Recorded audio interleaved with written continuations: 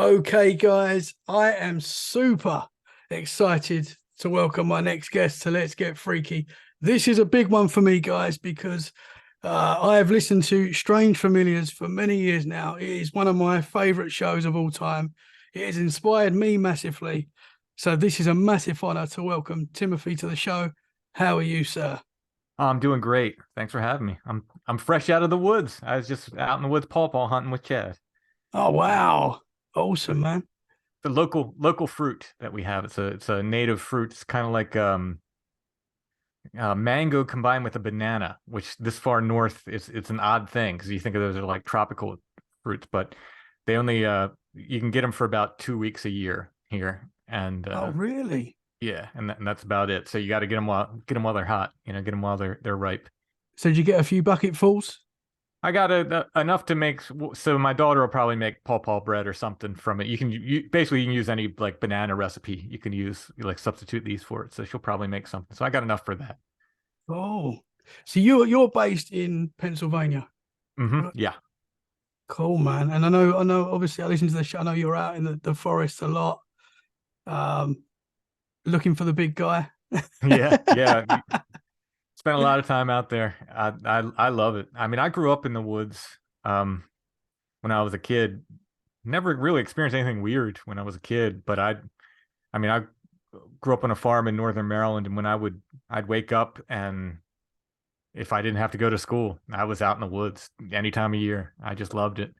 Had a very I was the youngest of six kids, and there was nobody my age in the neighborhood at all. So it was just me. But I learned to like being by myself, and I had a very, very kind and protective dog that was always by my side my whole youth. So I had hours and days in the woods. I would just go any time of day or night. That's where I'd be. So I love it. I still love That's it. awesome, man. Yeah, I do. There's something special about just being out there, just with nature. You can't. I Hmm. live next to quite a big forest as well, and I'm always out there. I love it, man. Yeah, I, I don't know what it is. There's something. I mean, I guess the Japanese call it forest bathing. I truly believe that we can get something from it. It's yeah, just a peaceful, good place to be. yeah, for sure. I think we need it as humans. I Mhm. think it's just something that's built in us. Yeah, Be out yeah, there with nature. Awesome absolutely. stuff, man. So, what got you into the subjects that you look into, the paranormal? Well, I think when I was little, like a real little kid, I used to love, monsters and, superheroes and, anything like fantastic like that. And then one of my brothers, I think one time when I was very, very little, told me, about a ghost story. And he told it like it was a real thing. I mean, it was this, local folklore, basically, he told me. And something about it really hit. And then later on when, like in Search of that show, I don't know if you got that over there, but Yeah, when Search of came on in the 70s and they do these stories about Bigfoot and stuff. It's like, wait a minute, there's like people are saying this stuff is real. That really fired my imagination. Um, so I just always been into like that kind of stuff. Is like, a monster kid and was into superheroes and science fiction and all that stuff. And um I kind of I found punk rock and girls, when I was a teenager, and that was, everything else goes out the window at yeah. that point. Don't need the paranormal then. Yeah, exactly.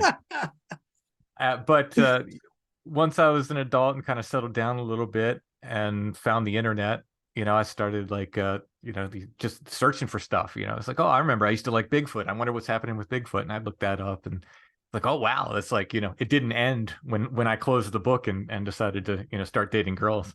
It didn't end. There's been people experiencing all along, so I just kind of got back into it. But it's really always been part of my interests. I can't explain it. My mom, when I was little, she'd get kind of bewildered by it, but she was the biggest Stephen King fan I ever met. She's like, she'd have every one of his books. She's like, why are you into that stuff? And I just used to point at her bookshelf and be like, Mom, come on. Like look at It's your in the bookshelf. genes. Yeah, exactly. But yeah, no, I don't know why. It's just always been fascinating to me. Did you have any paranormal experiences growing up? Did anything happen when you was younger that sort of sticks out? Or The A big one, and the thing is, like, I wasn't that interested in UFOs. like as a kid. You'd think after this happened, I would have been a UFO freak instead of a Bigfoot freak, but it was just a thing that happened. It was my mom. She woke me up when I think I was about 8 years old, and I'm just estimating on that because I don't know for sure what year it was. But she said, "Do you want to see a UFO?" I remember her specifically like waking me up, and I said, "Yeah, I want to see." You know, what 8-year-old kid's gonna know, mom? You know, and what took me outside with I was the youngest of 6 kids, so it was my brother and sister that were next to me in age, and watched this UFO for a good long while. It was over, you know, we were on the farm. It was over top the treetops across the way. And the only weird thing other than just seeing a UFO, it was vaguely disc shaped. It had lights that went around it. At least that is what it appeared to me. They might have been just flashing on and off. I don't know. But like as I remembered as a kid, I remember thinking those lights were going around the outside of it. And after a while, I remember my mom and my brother and sister, they kind of got bored because it wasn't doing anything. It was just stationary in the sky. They said, "We're going inside." And they left me outside. Now, that seems like crazy for like, oh, you leave an 8-year-old outside. But this, A, it was, 1978, different time. And B, I had that dog next to me who, like I said, was very, very protective. I had people. I remember there was a Methodist preacher who was new to the local church, and he came walking into my yard one time, and he came up and held his hand out to shake my hand, and my dog got between us. I said, "Don't, I would like to shake your hand, but you don't want to shake my hand, sir. He'll take your hand off before you touch me." He's like, "You have a good dog." I was like, Yeah. we grew up together. That dog and I he was a puppy when I was a real little kid, and we grew up. He was around till I was in college, and he had my back always. So it wasn't that big a deal to leave me outside. If the dog was there with me, he was going to take care of me. But I don't remember going back inside. My next memory is looking at the UFO from inside, from a window inside. So I don't know if there's Wow. missing time there or if I'm just not remembering. But like I remember those two. I remember being in the driveway looking at it, and then I remember looking through a window inside and looking at it. Wow. Do you remember at the time realizing that that had happened? Or was it something as you look back now? It's more that I look back now. Like there was some other things that I put together later as being like a little weird. I would wake up and I had what I thought was I called it a recurring dream, but honestly, I was awake. I mean, I would wake up, it'd be very early in the morning, and I would hear voices um in the house. I always thought they were in the room below me, in the farmhouse. I lived up, my bedroom was upstairs. And I always thought they were in the room below me, and I thought I used to go to the library. There was one little local library in the town next to us. It was maybe like a 10-foot by 10-foot room. But so I would get books, but they had this series of books called Man, Myth, and Magic, which are fantastic. I still have them. It's like an encyclopedia of weird stuff, mythology and occultism and all this stuff. And even as a little kid, I would get one a week. So, I go to A and then go to Z and then start over again. So I always had one of these books. So I think because of these books, I attributed it to, I thought in my childhood head, they were witches and they were doing some kind of witches Sabbath because I couldn't understand them. 3 voices, at least I thought there were 3, and I was very scared. So this happened a number of times. I want to say between like the ages of 6 and 10 years old, in there. I'm probably I didn't have this, happen a dozen times, but I want to say, 6 times or more, enough where I remember it as a recurring dream. But like I said, I don't think I was awake. I would wake up and I would hear these voices and I would scare the heck out of me. And I remember thinking like, they can't know I'm awake. I have to be quiet. They can't know I'm awake. And then eventually I would fall back asleep, even though I was that scared, which is another hallmark of paranormal things. But nothing would happen. Now there were other people in the house, but I was very familiar with the sounds. Like my parents would get up early and my mom would make breakfast, the house would fill up with the smell of whatever she was making. I could hear my dad downstairs rattling the newspaper and stuff. This wasn't that. These were like something else. And for years and years and years, I just thought, I had this recurring bad dream about these witches. But then like get older and get into this stuff, I look back and I go, that's feels really odd, um, abduction-y, in a sense. I'm not saying that's what happened, but that it just has that feeling about it. So yeah, Yeah. so that that's a you sort of question mark in my head as to what was going on with that. Interesting. Because it's strange how you had that moment where you flipped from looking outside to your house, and then you start experiencing that as well. Yeah, yeah. I mean, and that would have been happening, at least around the same time, probably before and after that Yeah. UFO event. Because But I've heard you talk on your show about sleep paralysis. mhm. Was it a sleep paralysis sort of state, or No, I think I would have been even more scared than I was. For me, sleep paralysis started in my late teens, and early 20s. And it was terrifying then. I think if I was a little kid and I had been paralyzed, I would have completely freaked out. I get yeah, people come on Strange Familiars sometimes and they tell me, oh, yeah, I've had it since I was 8 years old. And I'm like, wow, I can't imagine, because it terrified me at 18. So I just cannot imagine that. So no, I don't think I was paralyzed, but I mean, maybe it's the same kind of thing that led to that later on. I don't know. I don't know. I have a yeah, huge question mark about sleep paralysis with all the stories I've had on the show and with my own stuff.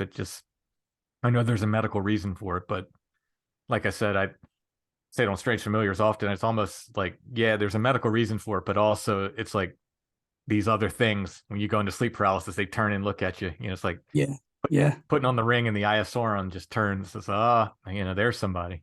yes, yeah. Yeah. I've experienced a lot of sleep paralysis in my life as well. Oh, have you? So I have a very similar sort of view as you. Like Do you it see entities? feels um so I can't when I get it, I can't look around the room, but Mm, I can see whatever it is in my mind's eye. mm-hmm, So where I used to live in my old house, in my old flat, I would have it about once a week, at least once a week, maybe more, but it was normally mm, once a week. I would get this for 2 minutes, 3 minutes before I'm going to sleep. I can't move. My whole body's vibrating. I feel that there's something in the room. And to me, at the time, it was like a dark mass. And I perceived it in my head as a witch. And mm, that's how I mm-hmm, thought. And it's very strange because at the time when it was happening, I didn't think of it as being a paranormal thing. I just thought it was um, I used to work long days. I was stressed, and I used to put it down to that. But I used to mm, have this battle in my mind with whatever this thing was, and it would last a couple of minutes, and it would go, and I'd sit up, and I'd be, oh, that wasn't nice, but I'd sort of not forget about it, but put it to the back of my mind, and it would happen a couple of days later or a week later or whatever. Um, and it wasn't until really actually doing this show and obviously listening to your show and stuff like that, where you think, yeah, maybe that there is more to it than just yeah. I mean, you know, sometimes I think, and I've had people just like, no, it's just your mind playing tricks on you. But I don't know, there's so much. And then when people yeah, start talking about the same, they're having the same things kind of appear. It's like, I don't know. yeah, yeah, No. Or when they have effects left over afterwards, yeah, yeah, something grabbed them and they have a mark on their arm or something, like, well, that's not a dream. yeah, yeah. That's very strange. But Yeah. I normally feel it before. Like I've had it where I am now as well. The weird thing is when I left that flat and moved to the house that I'm in now, it stopped. I didn't have it. I didn't have it. And recently, I say recently, in the last 6 months, I've probably had it 4 or 5 times. So it's not as regular as it used to be. So I don't know what that's all about. How old are you? So I'm 36. Yeah, they say it starts fading in your 30s. Interesting. Yeah, yeah. And Okay. it did for me. I didn't have it that frequently, thankfully. We used to say like once a week. I'm like, ooh, it's just it might have been a few times a year for me when I was having it, but Okay. I do still occasionally get it, or at least a hint of it, but I could stop it now. But yeah, but it really started fading out like in my 30s. That seems pretty accurate. So at least Okay. I think the medical side of it, for whatever reason, just tends to fade away in your 30s, from what I've read. That's interesting because I seem to have had it for years. Since I can remember, I've had it for a lot, definitely throughout my 20s. Hmm. So that's interesting that you say it starts dying down. That's what I read. Yeah, yeah. So, So when it happens, do you see an entity in the room? well, anytime it's happened anymore, like the first few times it happened for me, I didn't. It started happening. I was probably around 18, 19 when it started happening. There was no internet, and I didn't even know. I didn't know what was going on. I didn't know. I didn't even think to look it up at the library or anything. I didn't. I just was like, I have no clue what's going on. I thought I was so scared that I was just unable to move. Basically, is what I had thought. But I started hearing voices that I thought were outside of the house. Again, I couldn't understand what they were saying, and I was living in the basement of a. I was going to college and living in a basement of a house. And I remember going upstairs and talking to the people. I was like, "Hey, I think there's people around the house at night. You be careful, like, lock your stuff up, kind of thing." And they were like, "I don't hear anybody." I was like, "No, I hear them at night."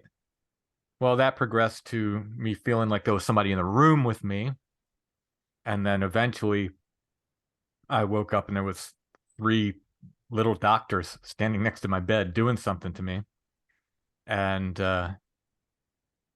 they were in my head. They were wearing like old like surgical like something from the 1930s or something. And I remember being very mad, like very, very angry. I couldn't say anything. Um, I don't know what they were doing to me, but I was really mad. And I remember just thinking, like, you don't get to do this. And I didn't hear any mind speak or anything like that, but I got the feeling I was like a mental brush off, like they didn't care what about me protesting. And for months, I just, well, I woke up screaming. Um, when I finally could move, I threw a punch as hard as I could in the direction where they were. Thankfully, no one was there, and screamed at the top of my lungs. And this is a like new construction, very thin drywall walls in this place where I was staying. So I was sure I woke. There was like 6 people living upstairs, 5 or 6 people. I was sure I had to wake them up because I screamed at the top of my lungs. So I waited till you know a normal waking up time. I don't know if it was 7 a.m. or 8 a.m. or whatever, and kind of sheepishly went upstairs and was like, "Hey, I'm sorry, everybody. I didn't mean to wake everybody up." And not a single person heard me. They were all like, "What are you talking about?" And I mean, I have a loud voice when I need it to be loud.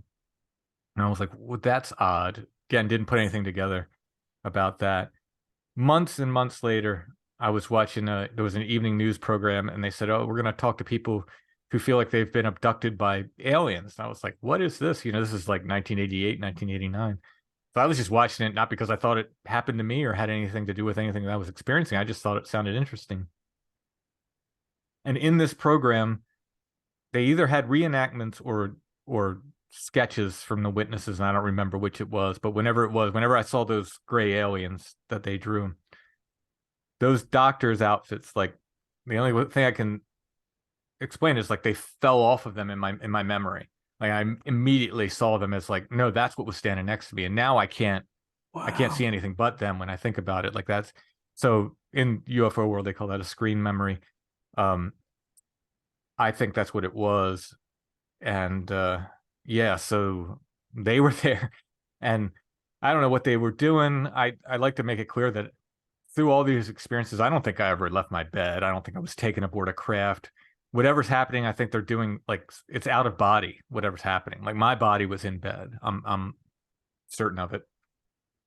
And the other times I remember, I can only remember one time where I wasn't in my bed and I was in the desert and looking up and I could kind of look around. I was still paralyzed, but I could kind of, look around a little bit. And I knew I was in the desert. I'm like, what is going on? And I see these two heads lean over, one from each side, and they're looking down at me. And they looked like they were wearing like World War I like goggles and like a fighter pilot helmet. And I remember looking, I was like, what are they wearing those stupid goggles for? And it was as I'm watching, I'm like, oh, that's not goggles, that's their eyes. And they literally turned into grays as I'm watching them. And they said in unison, "We are the ones who take you." That's what they said to me. And then I woke up in bed, like immediately. So, or I passed out and, woke up hours later, whatever it was. But my next thing was like waking up completely awake. So again, I don't think I was in a desert anywhere. I think this is like some kind of out of body experience, and it's almost scarier to me if they can pull Yeah. you out of body than having some kind of physical entity messing with you. But when it happens now, it usually is in conjunction with, I'll start dreaming or whatever about a UFO or something about this, and I can feel myself season up, and I can stop it by saying the Hail Mary every single time. And that stops it. It stops it. My wife, several times, she'll wake up to me as I wake up in the middle of saying the prayer. I'm saying it out loud. I wake up in bed saying it out loud, and she knows something's happened. She's like, "Yeah, it's okay, it's okay. Calm down." But yeah, but I'll stop it every time with that now. And I like to make it clear to people that I'm not saying Catholicism is my path, right? And it's the right path for me. But I'm not saying that's for everybody, and I'm not saying this is the right way, because with this UFO stuff, people have, like, Muslims and Jewish people and people like Wiccans, people of all faiths have had similar success in stopping these things with their own beliefs and so forth. So it's something to do with belief, I guess, like, or I don't know if it's like an internal thing or if it's like these, whatever they are, they're not allowed to confirm like what's what's right and what's wrong, or I don't know. But yeah, I'll stop it every single time now. I had one in the spring. I just stopped it. And that it was a weird dream, but the grays were there and I stopped it. So yeah. Wow, that's so interesting. That is interesting. So obviously you're in the dream and you can feel it's coming, whatever this. Yeah, so like the last one, I was driving in the car with my wife and my daughter, and I looked up in the sky, and at first I thought it was like smoke across the sky. It was very kind of light colored. I'm looking at it, I was like, what is that? And I couldn't tell if we were looking at a smoke or a bunch of stars or whatever in the night sky. And I kept looking up as I'm driving, like trying to pay attention to the road. But one time I looked up and I could see it was like green, or not, like bluish text. And it looked like it was convex. It looked like a computer screen. And I looked up and I said, "Oh, we're in a simulation." And as soon as I said that, all of that text congealed into one single ball of light right over top of the car. And it pulled me up through the windshield. No resistance or anything, upside down. So I'm going feet first up in the air. And then I said the Hail Mary and I came out of it. Woke up saying it. But the weird thing is, there are two things happened after that. I have a bone, my clavicle sticks up almost an inch on my shoulder. That wasn't there before that. And my wife saw it as I got out of the shower, and she's like, "What is that?" Like that, she's like, "That looks really messed up." So I went to the doctor and they took x-rays and they said, "Did you drop something on your shoulder?" I said, "No, I didn't." And they said, "We usually only see this when there's an injury." And then my legs broke out with an infection in my skin. And I saw a different doctor for that. And he said, "It's really weird that it's on both legs, man." He's like, "You usually don't see something like manifest on both legs." And I didn't think anything about that until I was telling the story to Chad. He's like, "They picked you up by your feet and your legs are," I was like, "Whoa, I didn't even think." So I don't know if those two things have anything to do with it, but they're kind of unrelated to anything else. And they, like I didn't, to my knowledge, I never fell or had anything drop on that shoulder. Yeah. And they were confused when they took the x-rays. They're like, "No, we see this with injuries. We don't usually see this otherwise." And I was like, to my knowledge, I've never had an injury. Wow. Yeah. Yeah, because obviously you would know if you've done something like that, that's going to be painful to have that Yeah, I would think effect. so. Yeah. Yeah. Wow, man. In fact, I have a friend who has that injury, and he got it when he's in the military. He had something drop on his shoulder, and it's separated the clavicle, I guess. But Wow. yeah, I have no recollection but it happened after that dream. Those two things happened right after that dream. So I don't know. It's weird stuff. Yeah. Yeah. It's crazy because going back a few years, I just thought, dreams were dreams, and we have some crazy dreams sometimes. But especially since doing the show and listening to other shows like yourselves, my opinion on dreams has changed so much. I think there's so much more to Yeah, dreams. yeah, agreed. Josh Cutchin, who I wrote Where the Footprints End with, he came out with a book last year called I'm drawing a blank on Josh's book. Anyway, it's about death basically in the paranormal, and that's his kind of holistic theory of the paranormal. He kind of ties it all together through death, which is very interesting and poignant, and it's a good point for sure. But I thought if I did the similar, I would probably do it through dreams. I think dreams have something to do with all this stuff. There's just been too much. I mean, from weird stuff like people dreaming weird stuff after encounters or even before encounters, and then they have encounters to like this other stuff that I've had. It's just it all feels too. It's there's something about dreams, Yeah. um, and it's. I think it was Josh Cutchin who said to me one time when I was talking about this. He said, "Yeah, it's they can get you while you're awake, but it's a lot easier for them to get to you while you're asleep." And something about that just rang so true to me. I was like, "Oh yeah, that feels right. That feels right." Yeah. Because But who knows? you get dreams sometimes that you wake up and it's different to a normal dream. It wasn't Yeah. something, it was either felt so real or it affects it. Sometimes I wake up from a dream and I don't even remember it. Mhm. I know I've had a dream, but I don't know what it was about, and it Right. might come back to me later that day.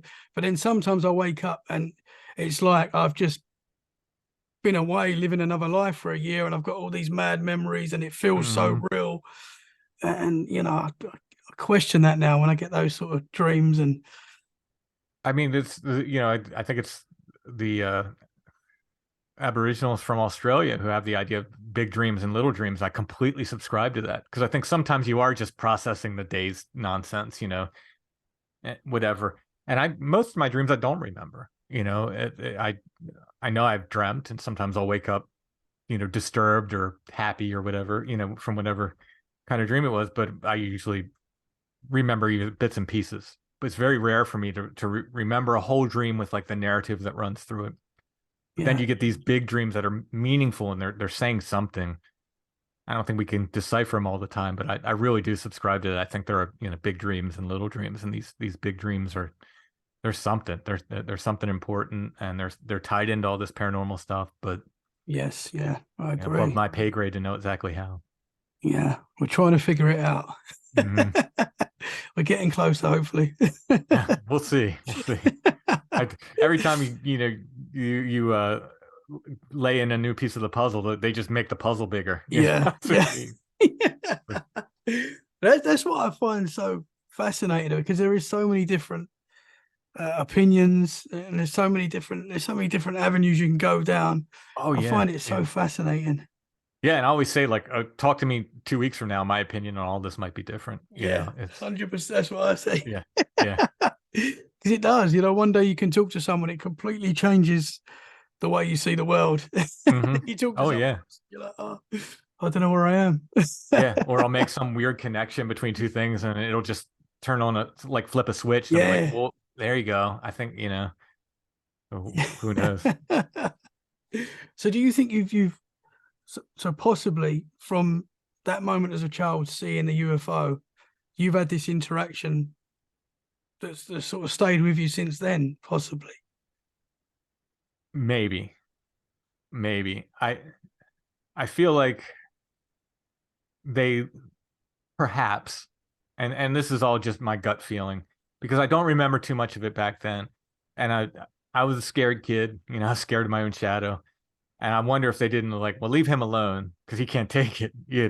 And then when I got to be 18, they're like, all right, now we can mess with him, now he can take it. He's not going to freak out and die of a heart attack or something. So part of me thinks that maybe that happened, like maybe because I might have had that initial experience, and maybe something about them told them like he's not ready for this, he can't handle it. Yeah. Because I certainly don't remember a lot of stuff, especially through my like mid-teens and up into the till I was 18, 19, whenever that sleep paralysis stuff started happening. I don't remember anything. It's just very kind of mundane, you know, life, normal teenager, Yeah.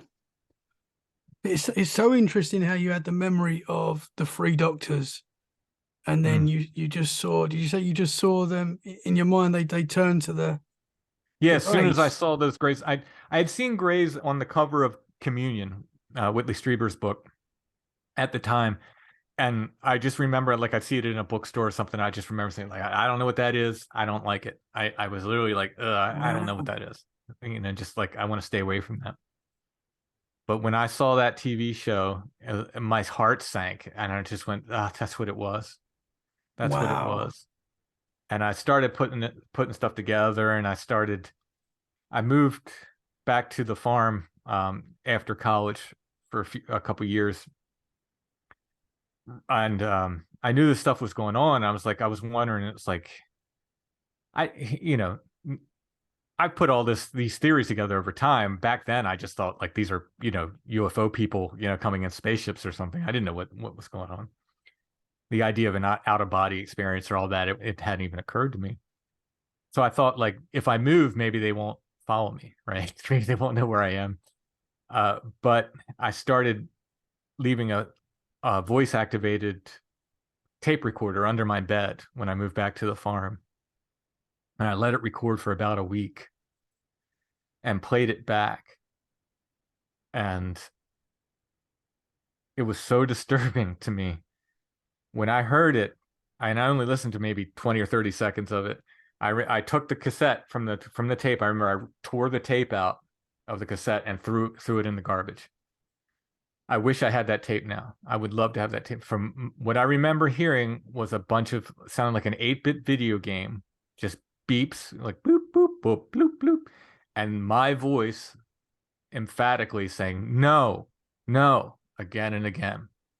And I was in no way ready for it at that time. I didn't like it or know what that meant, and I just took that tape and, like I said, I tore it apart and threw it away. I'd pay Wow. good money to have it now. I wish I had that tape, but I do not. But I was not ready for it. I was not ready for it. No, man. Wow. That's Yeah. incredible. Yeah. So something was going on when, certainly I'm not remembering everything. Right. So I have a few very intense memories of these very intense encounters, but I'm thinking more is happening that I'm just not remembering, Yeah. because that tape recorder told a different story there. Yeah, for I, sure.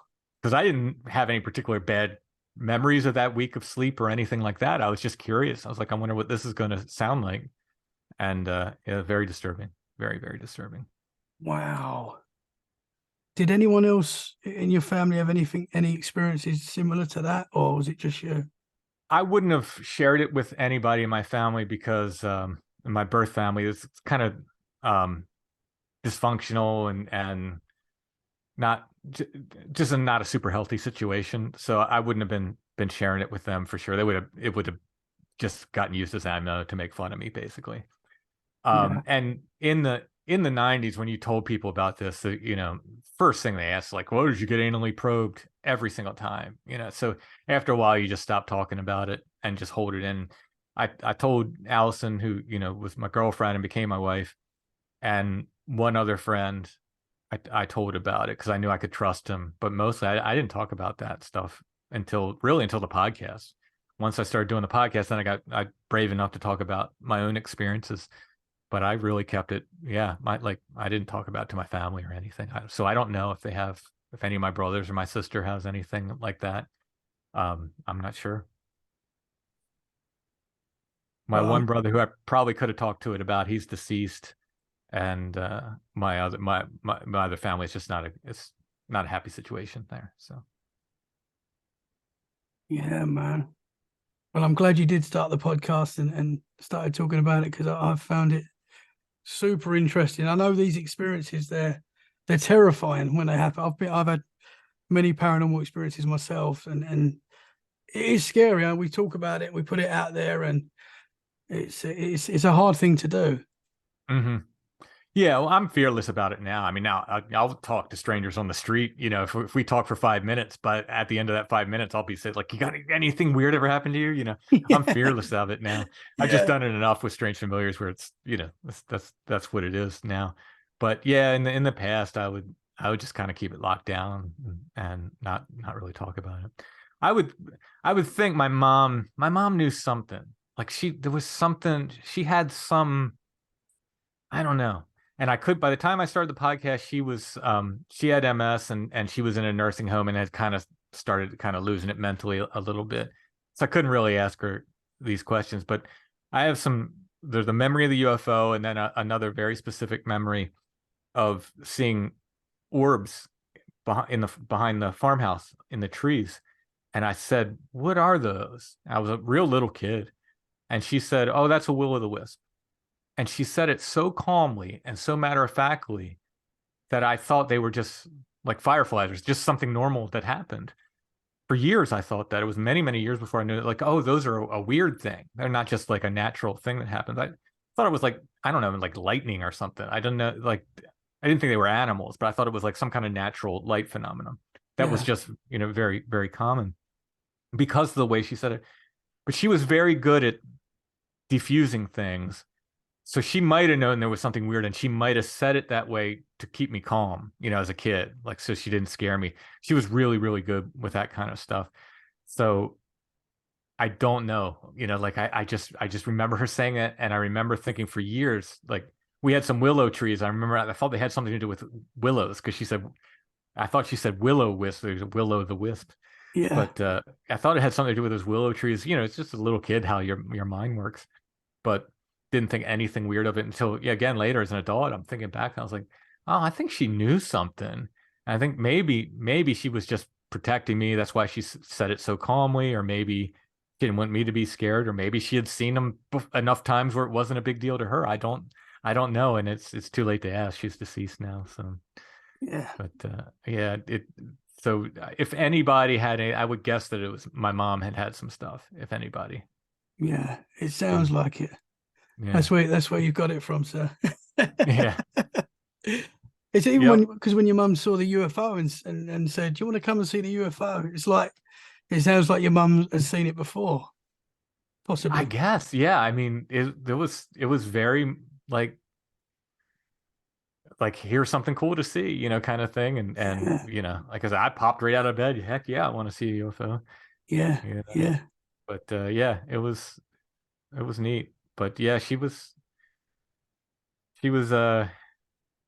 I guess she kept it close, and she was a Catholic mom, so she, like, when I get into like weird stuff, she was like, I wish you weren't into that stuff. She was very cool about, like, there was no books I couldn't read. She wasn't worried about that. Like, those man, myth, and magic books didn't bother her. I was into Dungeons and Dragons. She loved Dungeons and Dragons. She didn't mind that stuff. So it wasn't like she was super strict in that way, but she definitely didn't want me messing around with like darker stuff. And but she would just kind of be like, she wouldn't say no. She would just kind of be like, I don't know if you should mess with that kind of thing.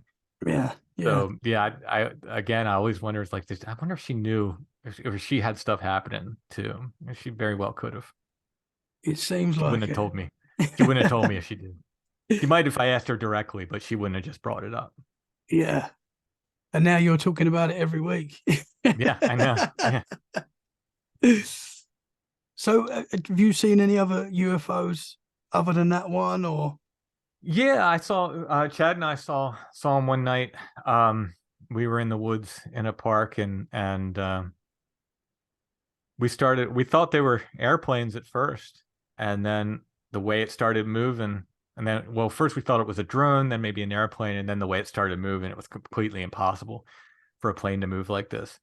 And it was like dipping below the trees and coming up real quick, just moving super fast and super weird, like these weird kind of patterns and stuff.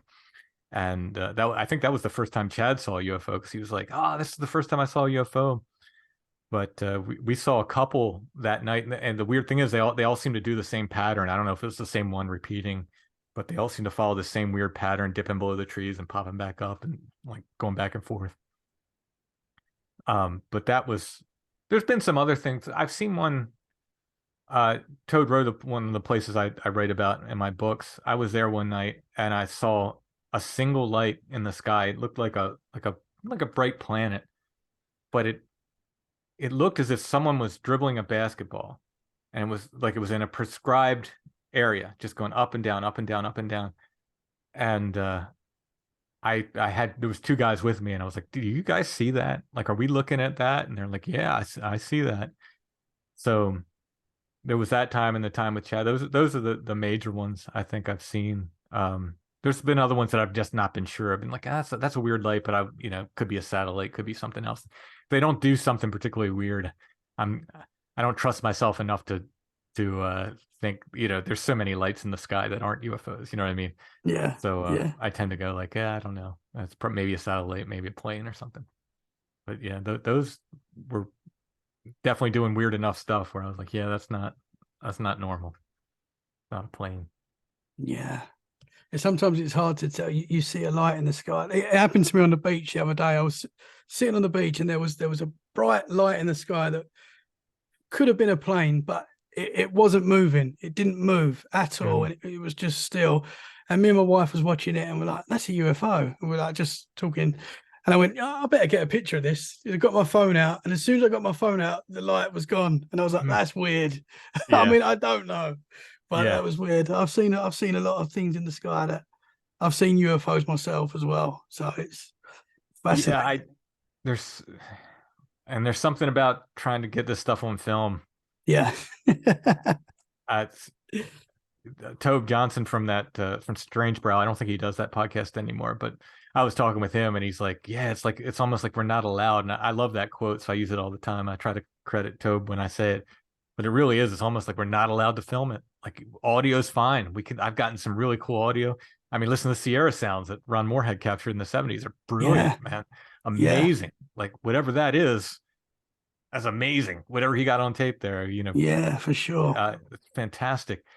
Nothing like we can't imitate that sound. We can't make that sound. Like there's something going on there. But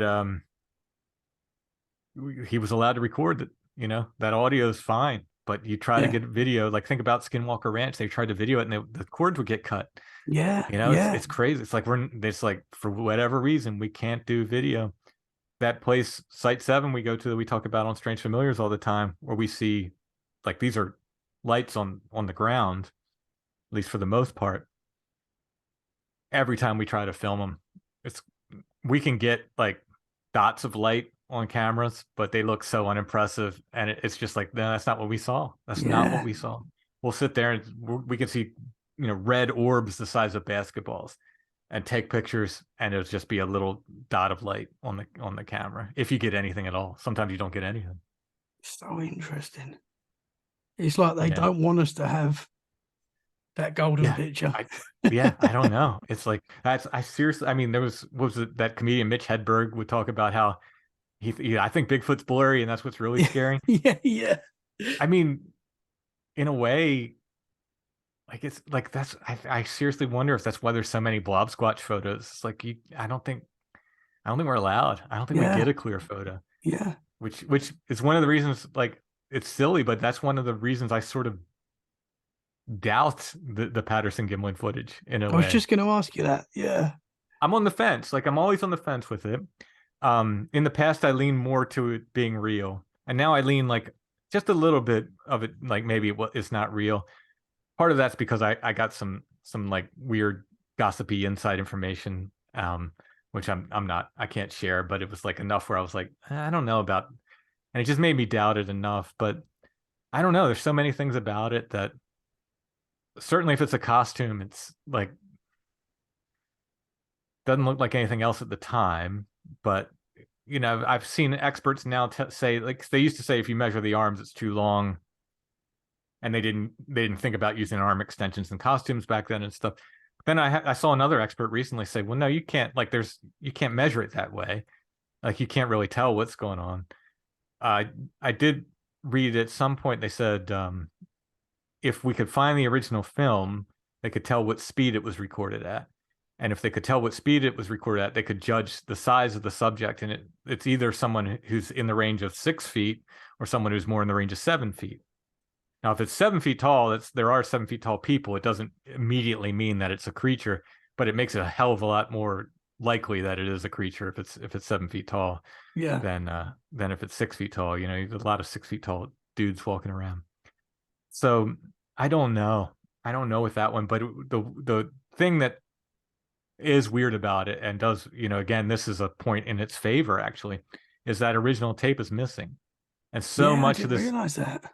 oh yeah, yeah, so much of this information, this evidence goes missing in terms of paranormal in general, but Bigfoot is, you know, I've done a deep dive on the Bigfoot evidence that it actually makes me think maybe they do have something there because there are people who claim to have the original and people who claim to know where it is, but they can't bring it, like nobody's brought it to surface. It's gone. Somebody goes, oh, it's in this lawyer's office or it's in that warehouse. So it's like, well, until we have it in our hand, it's not, it's gone. It's like the so supposed giants that they have at the Smithsonian. It's like, oh yeah, the Smithsonian has these giants. It's like, well, if we can't get to them, they might as well be disappeared. You know, they're good as gone. If you know, the Smithsonian's hiding them, which I don't know if that's necessarily true. I think it's this weird evidence just disappears Yeah, it's very time and again, strange. time and again. Hair samples go missing, DNA samples go missing. I mean, it's just again and again. Stan Gordon, the investigator from Pennsylvania, he has reports back in the 70s where they were collecting hair and they would just go missing. It went missing so many times. This guy got a large hair sample, like a lot of it. And he tried to send it to Stan, I think 2 or 3 different times in the mail. And it kept going missing. He eventually had to drive it to Stan because it's the only way he could put it in his hand. Wow. It would just go missing. So yeah, there's real, and it's really, really interesting with this, like the idea that this evidence just goes, it's there and then it's gone. Yeah, yeah. They don't want us to have it. They don't want Yeah, I us to don't know. know. I found a story in Al Berry's book. It's just called Bigfoot from 1976. Now he was one of the guys that was with Ron Moorhead up at the Sierra camp. He was just a newspaper reporter and he went in as a complete skeptic and came out as like, whoa, like something's happening here. So he wrote this book called Bigfoot, and he talks about this skull discovery that somebody found in the 60s, I think. And they just had a pack mule or something up in the mountains, and it kicked out this skull from the ground. It was this big skull. It was bigger than a human skull, like thicker. This guy wasn't thinking Bigfoot. He thought he found some kind of new, like Neanderthal skull or something, you know, some sort of relic hominid or something. Sent it to one of the universities in California and never heard back about it. And then he did this follow up. Al Berry did this whole follow up trying to find this skull as part of the book. And not only is it gone, it was never entered into the catalog at the university where they sent it. But one of the guys, there was 2 guys working on it that like professors there. One of them has a vague memory of it, and one of them has no recollection of it whatsoever. This is a major find, you know, and Yeah, it's completely gone. It's disappeared. yeah. It No one doesn't knows where make it is. sense. Yeah. It happens again and again. The Minnesota Iceman, if that was ever real, and that might be a hoax, that's gone. Like supposedly there's a relic, you know, a replica rather of it, but the original was supposed to be gone. And there's like, oh, some collector has it in his work. Well, where? Like it might as well be gone then. Like it might. Yeah, yeah. If we don't know where it is and we can't put our hands on it, it's gone. You know. It's very interesting. And as you say, it happens so often. You hear that people have got hair samples or whatever they've got, and it goes missing, or it Mm-hmm. comes back inconclusive, or it's very Mm-hmm. strange. It's very strange. Oh yeah, yeah. There's a woman again. Tobit sent her some hair samples. She's in Canada, and I think he ended up driving them to her because she said, "Don't send them in the mail because they're not going to get here." Like she said, it happens so often that these things go missing that she would just, I think, you know, he drove them to her. Uh, it's just crazy how often it happens. It's weird. Like there's something weird going on. Yeah. Um, I know uh, the woman who did the DNA test, what's her name? Oh, she did the Bigfoot DNA study. But anyway, a lot of people who sent her DNA evidence claim that she never returned it. And I'm like, no, I bet for sure she did return it. It just never showed up. It just went away. It just went Yeah. away. And then there's several, in the course of like when I was writing Where the Footprints, and I did research on this, I found maybe 5 to 8 stories over the time about people claiming to have possession of Bigfoot bodies through shooting it and killing it or whatever. Now, some of those were definitely hoaxes, but some of them, if the people weren't lying, if they all weren't hoaxes, they all claim to have these people claim to have bodies in different ways. Well, 100% of them are gone. Like it's not like 99% of them are gone and there's one. No, they always disappear. When these people claim to have bodies, they're all either by like the mysterious black van or black helicopter, or the creatures come out of the woods to reclaim their own, or by some unknown means. But they're always none of these people who have claimed to have shot one and possessed a body for any length of time has the body. They're gone. Yeah. They're Yeah. completely gone. So, and again, like my thought is like maybe they had something, maybe they didn't, but if they did, I have no doubt that it's gone. It's just there's no way. They don't exist. So it makes me I have a hard time believing this is a natural animal because Yeah. we we Yeah. we have bodies of bears, we have bodies of this, bodies of that. They might be rare to come across in the flesh and blood Bigfoot guys like, oh, how often you've come across a dead bear in the woods. I never have, but it has happened. Yeah. People have done so. People have found bear bones and so forth. But this is just it never happens. It never says something weird about that animal or creature, whatever it is. Yeah. There definitely does seem to be a supernatural element. I mean, Yeah. like when people are following the tracks and then they just suddenly disappear, Oh yeah. Yeah. skilled They just tracksmen that would be able to find it, yep. are like, it's gone. I Yeah. mean, We had one here in 78, and it was 2 miles of tracks and ended in the middle of the field. And yeah, yeah, the guy whose farm it was, he's like, those things, they tiptoe backwards in their own tracks. And I was like, what? He's like, yeah, I followed it for 2 miles. It just ended in the middle of a field. And I was like, oh, okay. I didn't, I wasn't going to argue with him, but I'm thinking, no, is there's yeah. But what about like, I don't know if you follow like the UK reports, yeah, like yeah, there's like so my thought with this, that what led me to like the idea that these aren't natural creatures, is basically where I live in southern Pennsylvania, and I get so many reports from all time of the year, and I was like, there can't be a breeding population here. There cannot be. We would be able to see the effects on the environment. They need too many calories, and there's just it's just not. It just can't be. So that's kind of what tweaked my mind, is like, oh, there's something else going on. There's something weird about these things. But then, like, look at the UK. Like, you get yeah, reports over there that are like yeah. serious And reports. it's growing. There seems to be a lot Yeah, more people coming out and talking about seeing yeah. Sasquatch-like creatures. And And there's no way there's a breeding population there. I'm sorry. no, There's just yeah, it can't be. you couldn't Yeah, hide something like that. Yeah, yeah, for yeah, sure. yeah. So it's just weird. Like there's something weird about it. Yeah, It's really weird about it. it definitely makes sense that there's a supernatural element to them. Like Hmm. I know that it causes a lot of debate in the Bigfoot world. Hmm. Yeah, the, yeah. the woo against the natural, as people say, but it's a very interesting subject to me. I find it fascinating. Yeah, yeah. When Josh and I released Where the Footprints End, I thought we were going to get a lot more pushback than we did from that world. But it's almost like people were ready for it, like because we really didn't. There's a few like hardcore flesh and blood people that gave us guff about it, but for the most part, it seemed like people were ready for it. They were like, "Bring it on," because 50 years of solid hardcore Bigfoot research, and what do we have? We've got some really good footprints. But I always point out, how did they hunt ghosts in the 1950s? They'd throw out talcum powder on the floor, and they'd wait for footprints to appear. That's the Yeah, things leaving footprints that yeah, aren't there, as a has been documented before. So it's got some great footprints, and then somewhat we got some hair, but it always comes back inconclusive, or unknown, or two different labs test it and they come up with two different results. You know, it so really there's not a lot there, and it's kind of like 50 years of no answers, and I think people were kind of ready for like, let's look at it a different way. And I'm not saying I'm right, because basically that whole book is just putting a big question mark over the phenomenon, like, but it's just saying like, yeah, it's not an animal. Like it doesn't act like an animal. It's far weirder than that. It acts like things from folklore, like things our ancestors talked about.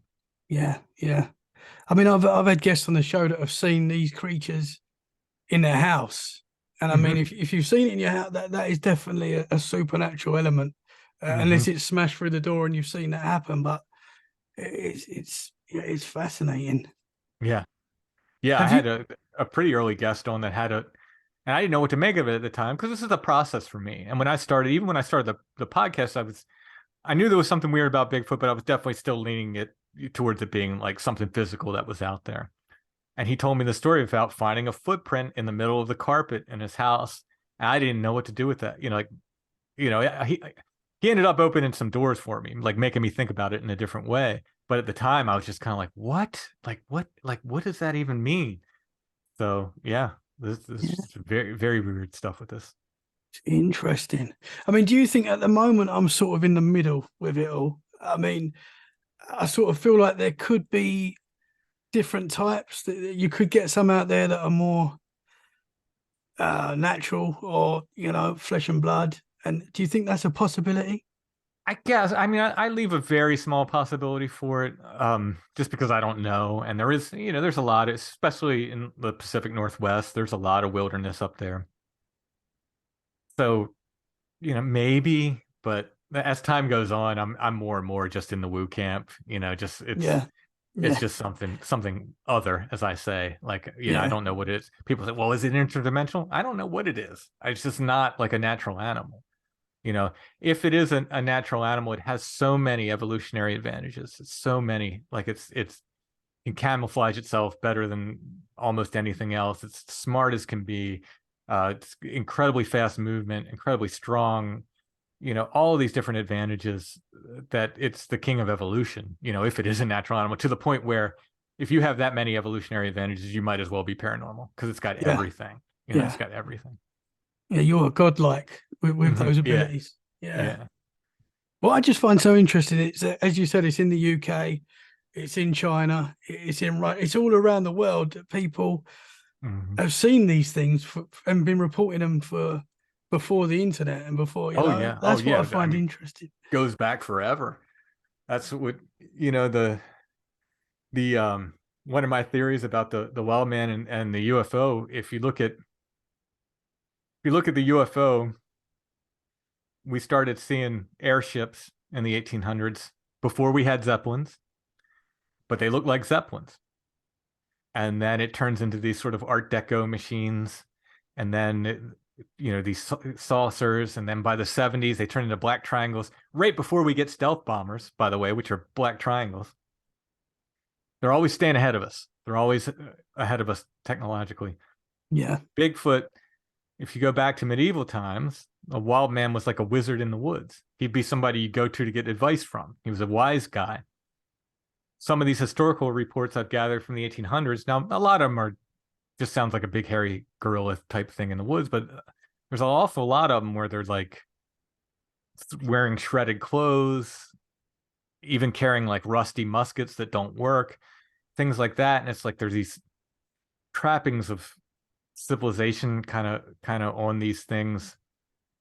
And so it's almost like the flying saucers are getting technologically advanced and they always stay ahead of us, and Bigfoot is getting more primitive like over time. It's like he's going the other way.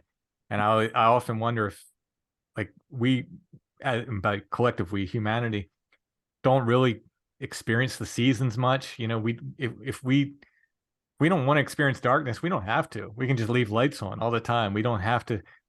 We're not getting out in the woods the way we used to. We're not living really hand in hand with the land. I wonder if this is like by necessity, like our wild man gets wilder, the further we get yeah, away from nature, yeah, and as the UFO gets more technologically advanced.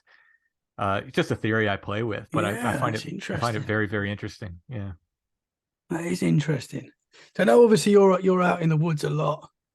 Yeah. Um, have you had any possible experiences with a Sasquatch, or any time that you're thinking that could be a Sasquatch? Yeah. There's been a few that I mean, so it's really hard with what they call Class B activity, bad smells, rocks being thrown, um, unknown vocalizations, feelings of fear, because as my co-author Josh pointed out in Where the Footprints End, if that all happens in your house, including stones being thrown, that's poltergeist phenomenon. It's a Yes. one-to-one comparison. Poltergeist phenomenon, Class B Bigfoot stuff. It's not even a I wonder if it's similar. It's exactly the same. And Bigfoot witnesses will pick up these stones that have been thrown at them and say, "Oh, they're warm. Bigfoot must have been holding them." But when that happens in poltergeist activity in people's houses, they're warm too. People pick them up, and these are warm stones. Very odd, and the stones are just materializing in people's houses, or seem to be. Um, so I've had that kind of stuff. I've had stones thrown at me. I've had bad smells. I've had all kinds of like similar stuff like that. But I have seen eyes a couple times. One of them, uh, my friend James and I, who was on the podcast in the early days, we were at that place, Site 7, and it was in the summer, so the trees had grown in, and we heard this. It sounded like a gorilla grunt. It was like, but it was right in front of us, really low, to the point where it backed us both up like 15 feet. And right before that, we were kind of getting ready to leave, and we don't turn our lights on because it ruins our night vision. And I said, "Hey, next time we hear a sound, I'm going to throw the lights on, and then we'll just be done for the night, you know?" Because we were hearing little sounds, nothing like dramatic like that, but we were hearing little sounds around us and stuff that night, which could have been other things, you know? So we heard that grunt, and like I said, it backed us both up. I flicked on my flashlight to where we saw the sound, and it was just brush there. I couldn't see anything, but I turned, and as I turned, there was a trail, and when that flashlight hit, I saw these two eyes light up when the flashlight, and they were as big as fists, just Wow. big, bright white eyes, about 8 feet off the ground. I'm guessing. I couldn't be sure because I only ever saw the eyes. I didn't see anything. But these eyes light up, and I said, "James, look, James, look." And by the time he got to me and looked, this thing had turned around. I could tell it turned because you could see the reflection go as it turned its head. It turned its head away. And I was like, "Oh man, you should have seen it. Those eyes were huge. You missed it." And right as I said that, it turned back around and looked back. It was almost as if it was looking back over its shoulder. So he got to see the eyes then when that happened. Wow. And that was like, whoa, like what the heck was that? That was pretty powerful. Yeah. Um, there's some see, I've seen flashes of things, and I hesitate to say it was Bigfoot. Even those eyes, like I don't know what those eyes, because I didn't see the rest of its body. We had we saw red eyes, Chad and I, one night. And the thing about red eyes is there's very, very few things that have red eye shine, like when you hit them with flashlights that are big, like little rodents can in North America. Bears can, but we were not in an area. It depends on their diet, really. It depends on what the bears eat, but they can have red eye shine. But we weren't there. There shouldn't be a bear in this area. I mean, there can be, but it's very unlikely. It's very, very unlikely that it was a bear. But we had just had a weird vocalization, which was not a bear.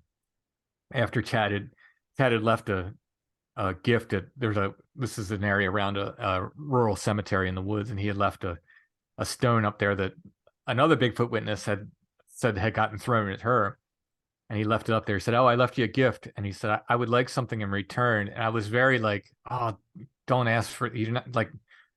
I go by the rules of folklore, and you really shouldn't ask for stuff. And I was like, "Oh my!" I was like, "Chad, no, like, don't do that." But as soon as he said, "I would like something in return," we got this weird vocalization, just off from the woods, just like, bleh. And it was like just really strange. And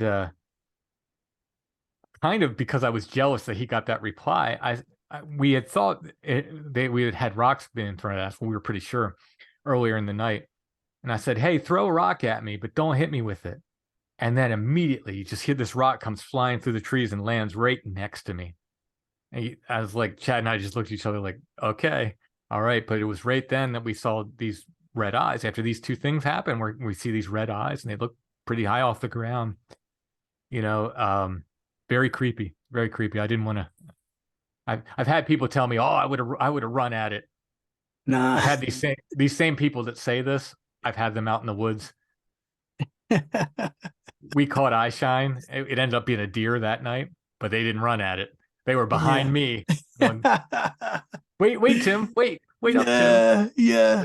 They didn't run at it. I thought you was going to run at it. Yeah, exactly.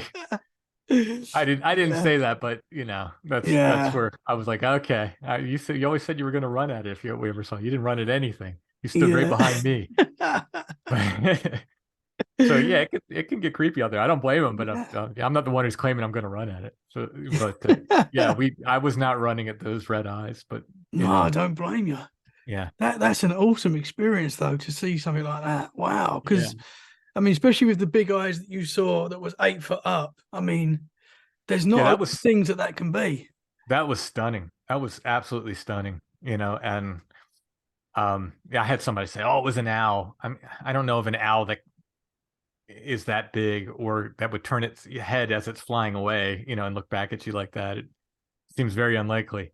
An owl's going to keep, going the way it's going with the focus forward. But I don't know. It's hard to argue with people when they tell you, oh no, it wasn't that, it was this. Like, well, I can't really argue. You weren't there. That's all I can say. It was Bigfoot. you weren't there. I was there. Yeah, for sure. But so I've seen flashes of things. One day, a very, very strange day, and this is in that same woods where we saw those red eyes. This would have been later on. I was there with Octavian from Strange Dominions podcast, and we were just hiking around all day and had a very strange day where I did think I saw something big moving through the woods, but it was so quick I couldn't tell what it was. It was just like brown and big, but we had like tapping following us all around that day. Like I was recording, you can hear it all throughout the tape, just this tapping constantly. All kinds of just oddities that were going on. And it was getting towards the end of the day. It was in February. And we heard an owl. It wasn't dark yet. We heard an owl sound off. And we commented about it, like, hey, it's not dark yet. There's an owl. And we walked across there's this little bridge over a creek in these woods. And I thought I saw something. It looked to me like a Sasquatch kneeling down, like kneeling on the ground. And I'm trying to point out that he can't see it. It was far away. It was like hundreds of yards away. But I mean, that's what it looked like to me. And I said, I'm going to lock my eyes on this thing. I'm not taking my eyes off of it. I'm going to walk to it. It's either going to get up and move or we're going to find out it's a log, or something, or a tree or something. But I'm not taking my eyes off this thing. And I'm walking towards it. And he's kind of walking beside me. And he gets a text from his girlfriend. And it happens to be, she made a little collage of pictures of her cat with owls because she thought her cat looked like an owl. And he goes, oh, look, a synchronicity, owls. And I looked over, I swear, for a second. And I looked back and whatever it was is gone. Oh, just man. Gone. I continued walking to where I thought it was. And we found tree structures there. We found like 6 tree structures in that area where I thought it was. I did take a picture from 150 yards away or whatever. So I was like, I'm going to photograph this and then I'll see what happens when I blow it up. I think I showed Strange Familiars patrons that I can't make the picture public. It's the worst blob squatch you could ever imagine. It's a joke, but it does kind of look like a Sasquatch kneeling on the ground, but you're never not going to prove anything to anybody, Interesting. But, that was wild, but it's, as soon as I look back, it was gone. I mean, like in an instant, I was like, you gotta be kidding me. I was so mad at him for distracting me. I really was like, I want to, whatever this is, I'm walking up to it. It's either going to move or it's not. Wow. That's brave though, man. Walking straight to it. Well, it was daylight.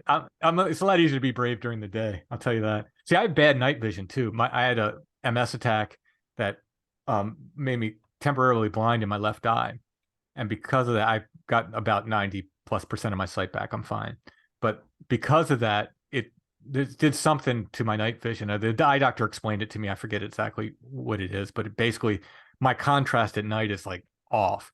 So nighttime hikes for me, I'm in dead black, especially when Chad likes to turn headlamps off and stuff, and he can see at night.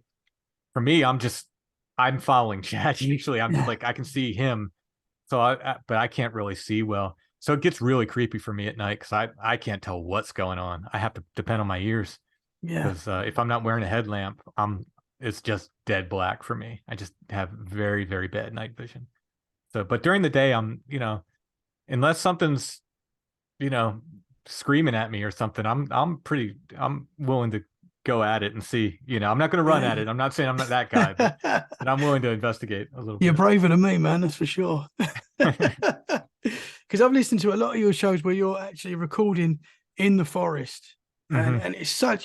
it's great. I mean, I remember working and listening to it, and I felt like I was there with you. And I found that really cool. Those are my favorite shows to do. The problem with that is sometimes nothing happens. So, we got to go out 10 or 20 times before we have a show. So it takes Oh, time. And then, really? oh, yeah, yeah. So I have to go back and then, first of all, we have to think there's something there. A lot of times we'll go out and it's just a nice hike, nothing happens. So, but, if we go, okay, that was a weird night, I should listen to the recordings. Then I got to go through and listen to see if there's anything there, see if it's worth, trying to make a podcast out of it. So yeah, it's about I would, if I could, I would love to have every show be that because that was what I really wanted to do when I started Strange Familiars, but it doesn't work because it's like I said, we have to go out, a bunch of times, 10, 20 times before we get something that's worth a show doing.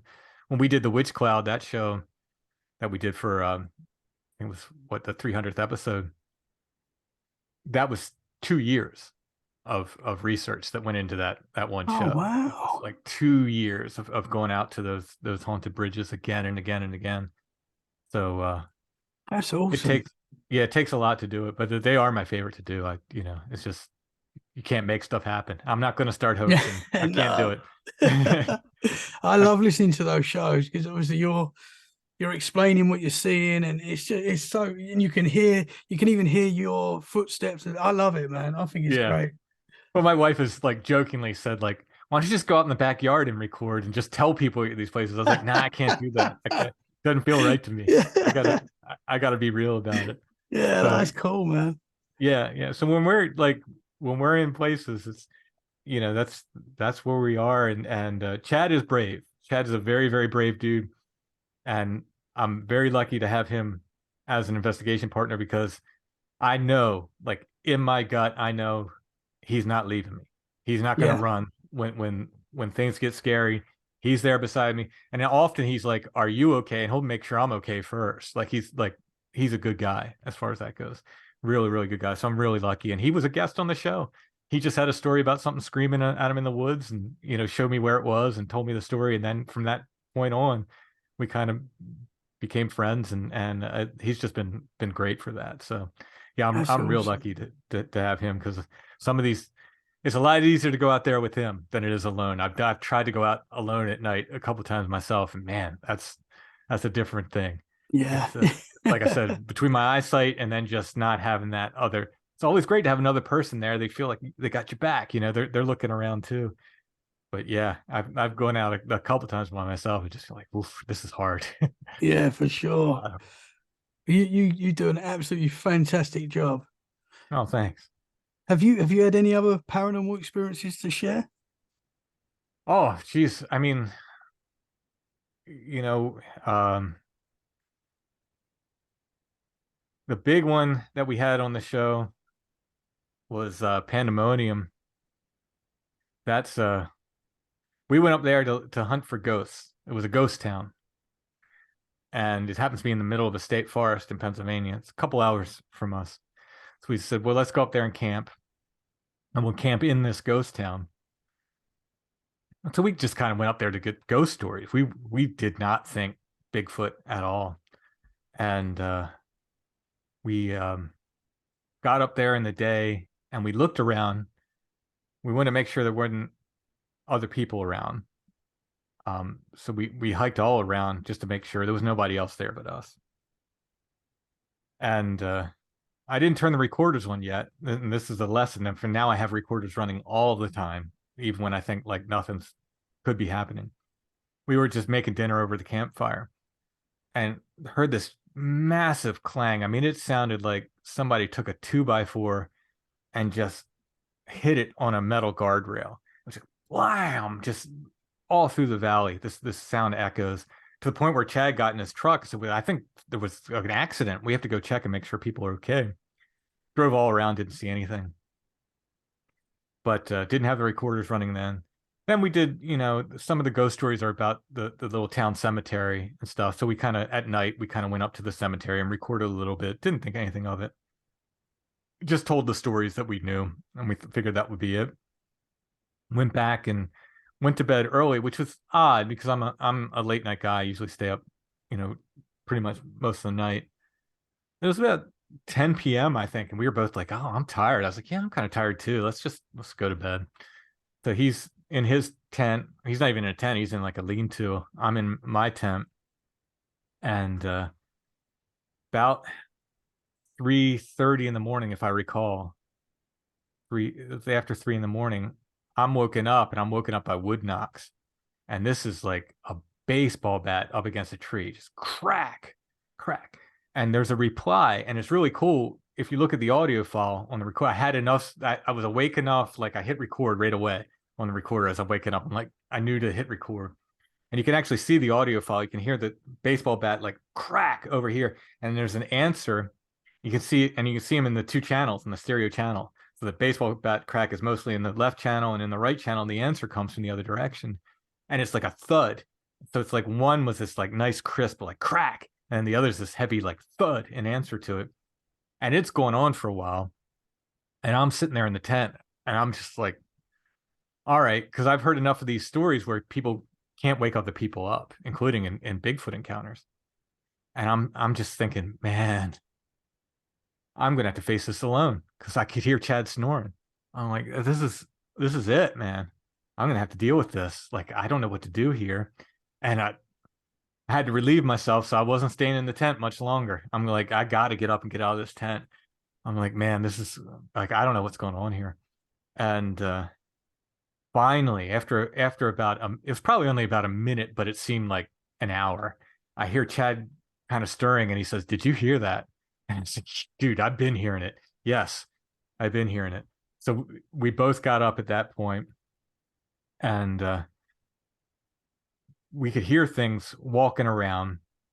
We could hear things. There's a gravel place where we parked, and he had just gotten a new truck at the time. And we heard something walking on the gravel up by the truck, and he's like, "No, nobody's messing with my truck, my new truck." So he runs up there and looks at that. Didn't see anything, but we could hear it walking around our campsite. We built the fire up, and we stayed up for the rest of the night. We could just hear, and we heard screams, and we heard like the, what they call the 800-pound owl. The owl that's just like, it's like an octave lower than the rest of the owls. We got this stuff recorded. Some people said some of the howls we had recorded, somebody said, "Oh, that's a wolf howl." Well, there's no wolves in this area. But they were like, "No, 100%, that's a wolf howl." Like, well, all right, shouldn't be there. But in the morning, we're up all night, and then finally daylight cracks, and we're like, "Yeah, let's break down camp and get the heck out of here." Something, whatever it was, walked around us all night long, and I had tied my pack to a tree. I had it hanging by cord from a tree. I reached around to untie it because I had the knot in the back. I didn't go around the back. I reached around the tree to untie it. And as I bring it around, the pack and the cord, and you couldn't, I was glad Chad saw this because he was right there. There was a spring. It was an old bed spring. I was twisted into the paracord. Like something or someone with hands had to do that. It was twisted around, so it wound into it. and I bring it around, and this thing's just hanging from the paracord. And he looks at me, and I look at him. Our eyes are both wide. What the heck is that? And then we go around the tree, and you can follow this. You can see through the ferns, just this trail going off into the woods. Something big had come up. It had crossed over an old rusty bed frame was there, and must have picked up.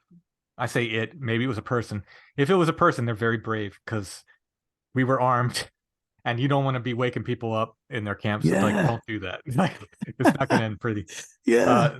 So they were a very, very brave person if it was a person, but it had to be something with hands that did that. And Wow. we Man. followed this trail, and you could see the same trail through the ferns all around our camp.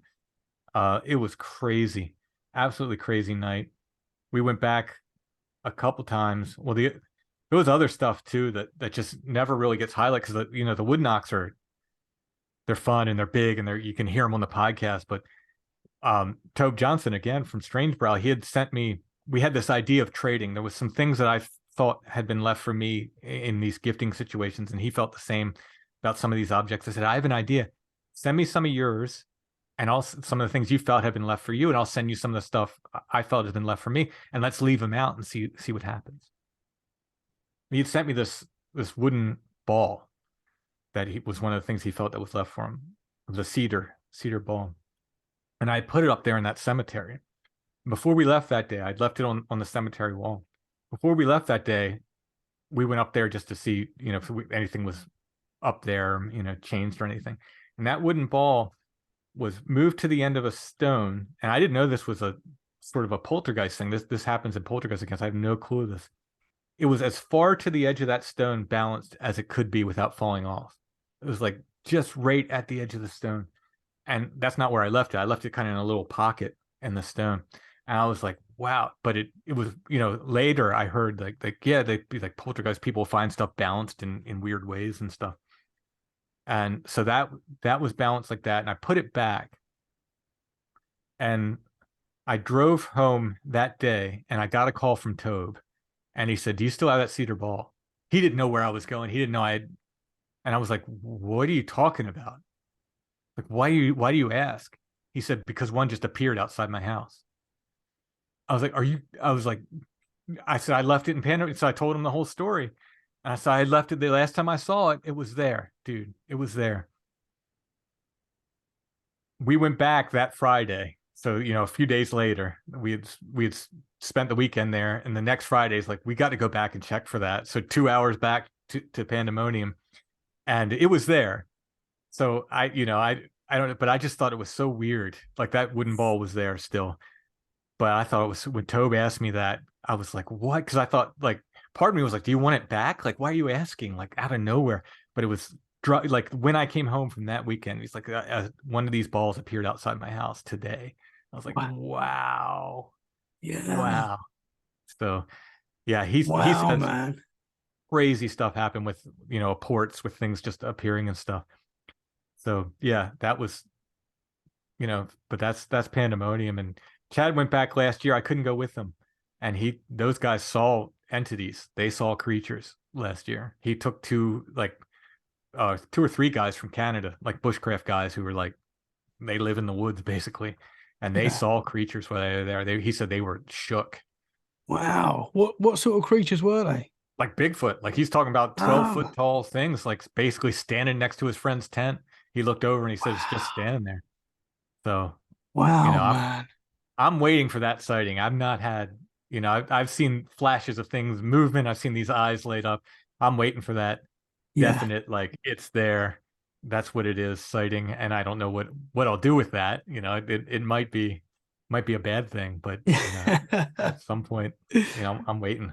Yeah, man, for sure. I hope it's at a safe distance. Yeah, yeah. And my camera's ready and get that perfect shot. I don't think, even if I could think about it, like, because I never think to I'm so in the moment. That's why audio tape works, because the tape's just running. Yeah. I say tape, it's a digital recorder, but that's, I don't think about it. I don't think I would even think to take my phone out and take a picture. It could walk up and shake my hand, and I don't think for a second. I'd be like so amazed, and I'd be trying to observe every possible thing. Like, what does his eyes look like? What does his nose look like? Does he have Yeah. fangs? I'd be trying to Yeah. observe every little thing I could, and I wouldn't even think about it. I know I wouldn't even think about it. But Yeah. yeah. When I've seen UFOs, it's the last thing I thought of is taking a picture. And I've had Mhm. my phone on me at times when I've seen whatever these Yeah. things are, and I don't even think about it. And you're like, oh, Nah, you're in the moment. It's like, wow, look at that. Yeah. yeah. I totally get that. And you tell someone, they're like, oh, okay. Be like, Mhm. yeah, I saw this. Yeah. Yeah, exactly. But that's what, yeah, I mean, that's the reaction you get sometimes too, where some people are like, yeah, okay, cool, whatever, and Yeah. it's like, no, I'm super excited about it. And, Yeah. Yeah. That's how I am, man. I'm like, this is amazing. yeah, yeah. Oh man. I've absolutely loved having you on the show, man. It has been Oh, an thanks. absolute honor. As I Thanks said, for having me. Yeah, we'll do it again. Just let me know when. oh, I'd love to, man. I'd love to, man. I've got the flannel shirt on. I thought I'd Oh, wear my there you flannel go. man shirt on.